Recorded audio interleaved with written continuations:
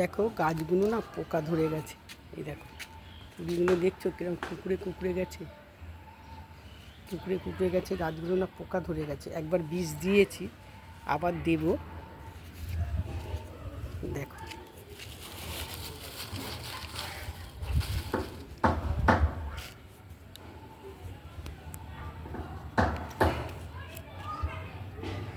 কি গন্ধ।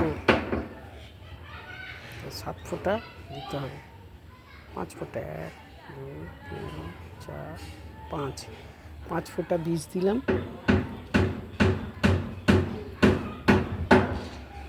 দিয়ে সব গাছে স্প্রে করব।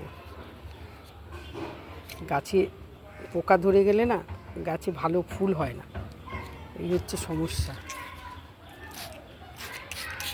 দেখ খুব গন্ধ বীজটা।